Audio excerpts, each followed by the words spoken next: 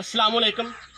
आज का टॉपिक है हम नींद से इतना क्यों परेशान हैं कि ये हमें क्यों नहीं आती। तो बेसिकली नींद जो है एक अल्लाह ताला की नेमत है जिसको हमने खुद ही अपनी तरफ से दूर किया होगा। इसकी कुछ वजूहात हैं, वो मैं आपको सिंपल तरीके से बताऊँ।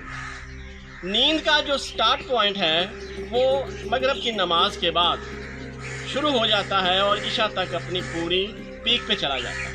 ये एक हार्मोन होता है जिसको हम मेलाटोनिन कहते हैं। ये हार्मोन का सिर्फ इतना काम है कि आपके दिमाग में दस्तक देगा कि भाई अब सोने की तैयारी कर लो।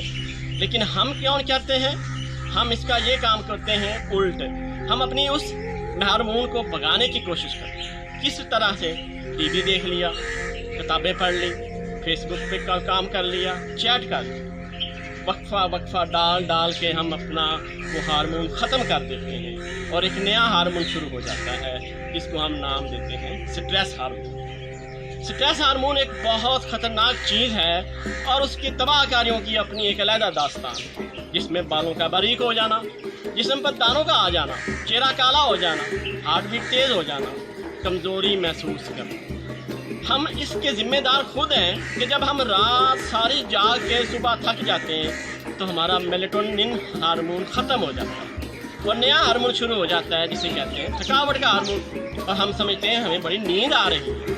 आप जितना भी दिन को सो लें लेकिन आप डीप स्लीप में नहीं जा सकते जहाँ से आपको सुकून मिलना है। इस्लाम में भी यही है कि आप जल्दी सो जाएँ, फजर के वक़्त उठें ताकि आप फ्रेश होके फजर की नमाज पढ़ के अपने मामलात ऐसे तरीके से अदा कर सकें। लेकिन हम उल्ट चल रहे हैं, हम अपनी लाइफ तबाह कर रहे हैं। फिर हम डॉक्टर के पास चले जाते हैं, डॉक्टर साहब मुझे एंजाइटी है, मुझे स्ट्रेस है, मैं नींद में पूरी अपनी कर नहीं सकता। तो इसके कौन है ज़िम्मेदार? आप खुद हैं ज़िम्मेदार। तो कोशिश करें रात जल्दी सो जाएं, सुबह जल्दी उठें। एक अच्छा तरीका है, इस्लामी तरीका है। मत अपने हार्मोन से लड़ें। हार्मोन से लड़ते लड़ते आप वक्त से पहले बूढ़े हो जाएंगे। फिर कहेंगे कि डॉक्टर साहब मुझे दर्द है, नींद नहीं आती। तो कोशिश करें खुद को बदलें, वरना ये उम्र आपको बदल देगी। वीडियो देखने का शुक्रिया।